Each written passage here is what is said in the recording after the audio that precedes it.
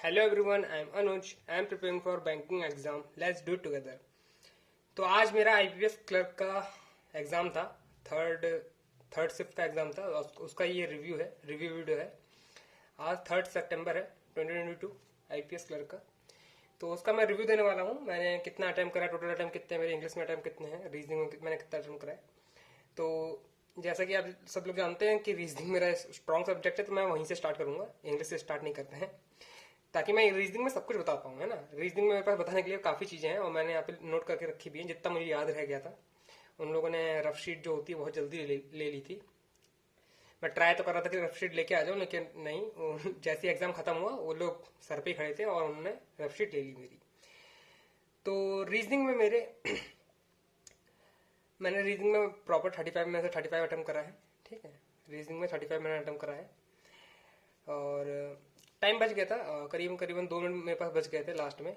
Reasoning मुझे easy लगा था, और कह सकते हैं कि रीजनिंग की प्रैक्टिस हो चुकी है अब तक मेरी, कि रीजनिंग इजी लगने लगा है अब मुझे, और प्रैक्टिस होती है तो इसलिए कह सकते हैं ऐसा।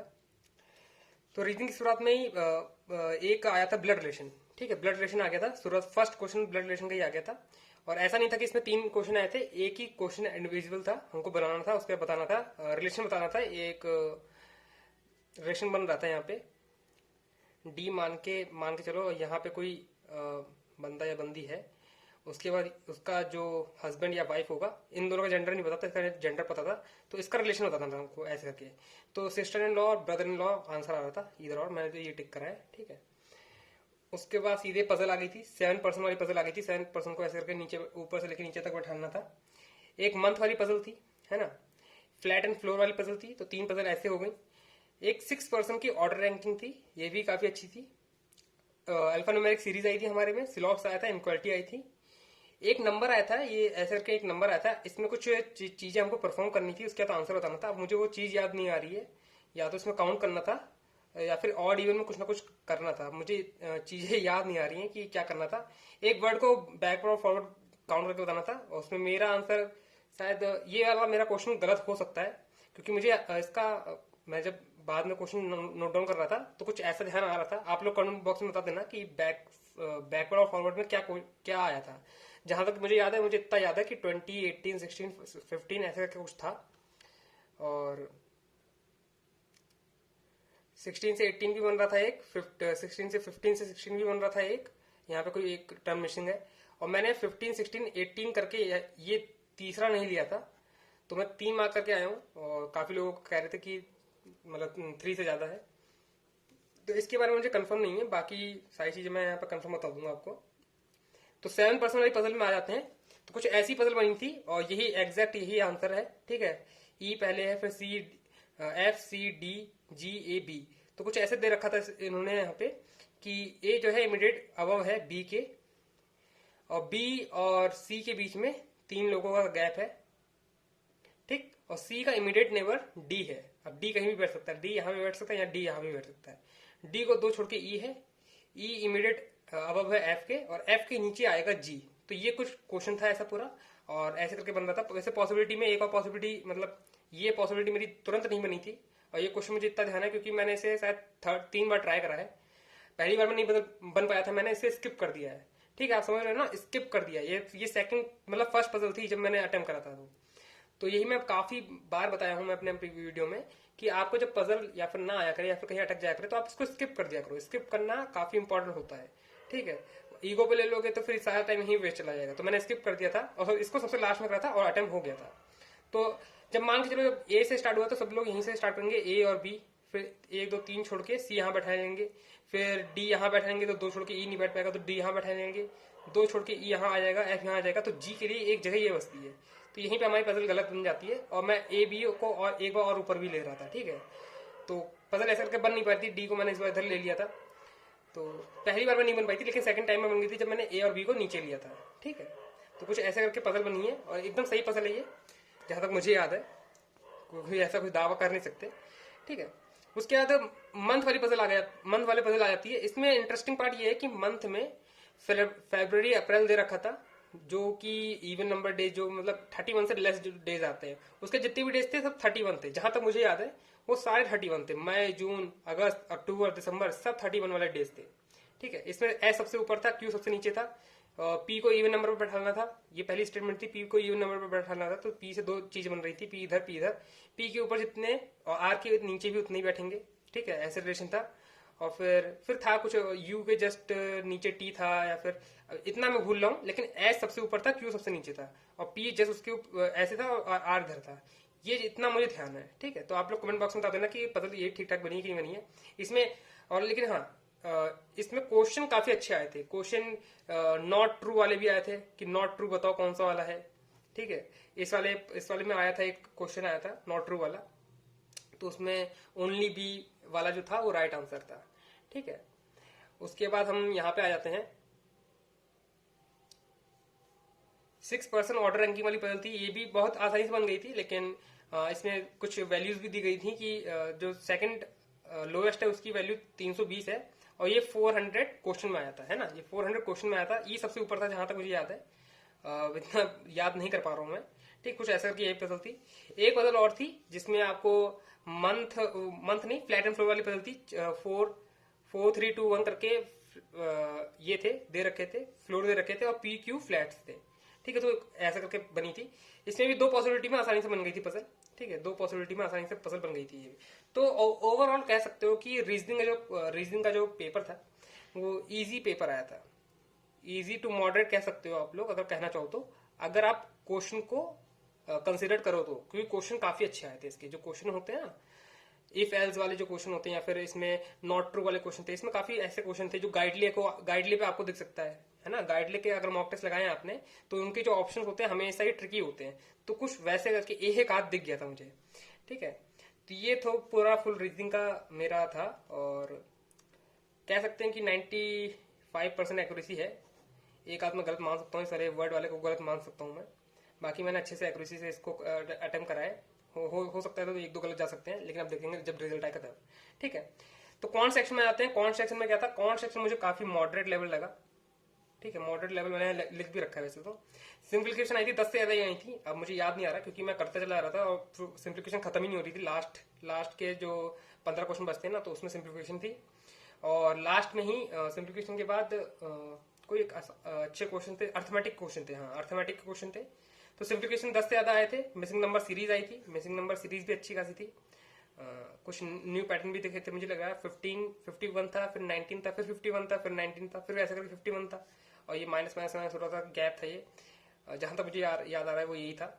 आप लोग कमेंट बॉक्स में बता देना कि अगर ऐसा था कि नहीं था। मिसिंग नंबर सीरीज तो मुझे ठीक ठाक लगी थी, और उसके बाद वैसे छोड़ दिया था मैंने, सबसे पहले मैंने सिंप्लीफिकेशन जाके अटेंड करा था, और डीआई सिर्फ एक डीआई आई थी, मुझे लगा था इसमें काफी दो डीआई आएंगी, या फिर एक केसलेट या फिर एक डीआई आ जाएगी, लेकिन एक ही डीआई आई थी, और डीआई कुछ ऐसी थी, बार ग्राफ दे रखा है, पी क्यू आर, बस ये तीन थे, इनका डेटा दे रखा था हमको, ठीक है, 2016 का और 2017 का डेटा दे रखा था, ये कुछ डार्क में था, ये कुछ ऐसे करके शेड में था, तो कुछ ऐसा करके डेटा दे रखा था। दिक्कत वाली बात ये थी, क्वेश्चन तो इसके काफी लेंथी थे, क्वेश्चन भी लेंथी थे, ठीक है, इसमें मैंने चॉइस ऑफ क्वेश्चन भी कराया, एक क्वेश्चन साइज मैंने इसका छोड़ा भी है, लेकिन जो इसका गैप था वो ऐसे था, 80 और 100 के बीच में ऐसे करके लाइनें खींची थी, ठीक है। अब कुछ लोग लगा सकते हैं कि 80 90 85 ऐसे होगा, लेकिन ऐसा था नहीं, 80 था, 84 था, फिर 88 था, फिर 92 था, फिर 96 था, मतलब 4 के गैप में था यहाँ पे। तो ये काफी मतलब कैलकुलेट बार बार देखने में थोड़ी सी मुझे परेशानी हो रही थी, है ना, क्योंकि लाइन बहुत छोटी थी, महीन महीन थी, और हमको बिल्कुल दिख नहीं रहा था यहाँ पे। तो ये आप कह सकते हो। अब ये यहाँ पे आता है कि इसका डेटा नोट कर लेना चाहिए कि नहीं कर लेना चाहिए।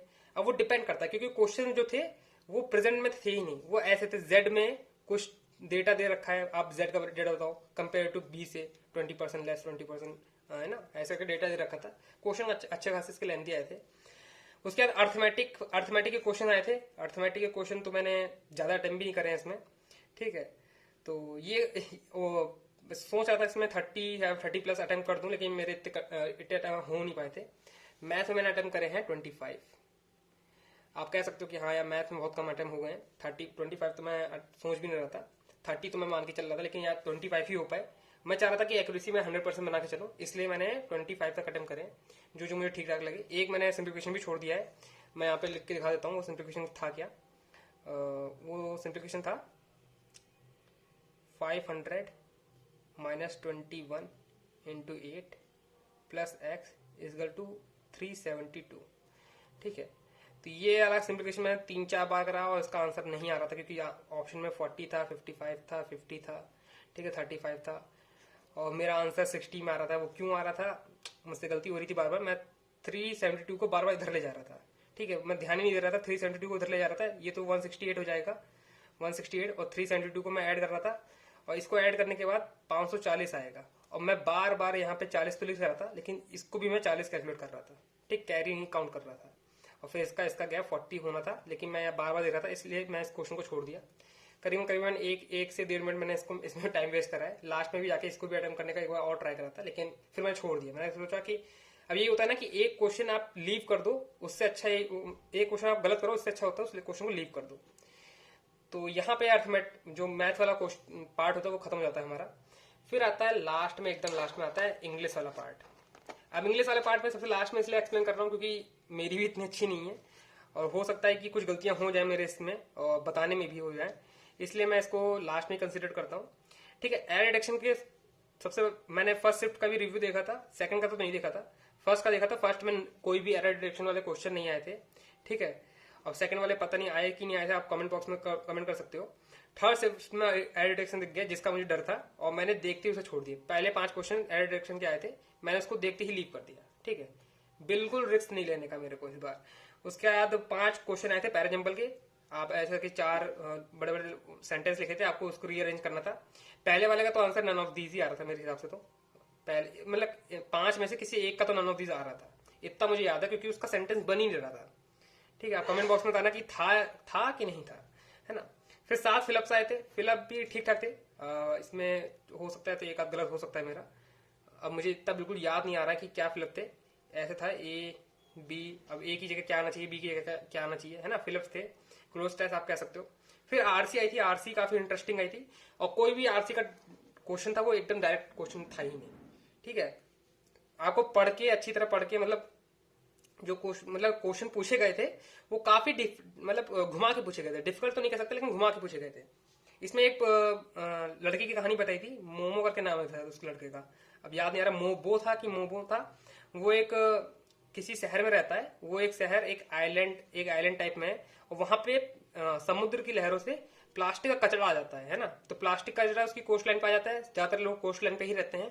ठीक है, कोस्ट लाइन पे कचरा आ जाता है, इसलिए ये जो बंदा है वो प्रोटेस्ट कर रहा होता है। प्रोटेस्ट क्या कर रहा होता है, वो अवेयरनेस फैला रहा होता है एनवायरमेंट के लिए, प्लास्टिक बैग्स के लिए, एनवायरमेंट के लिए।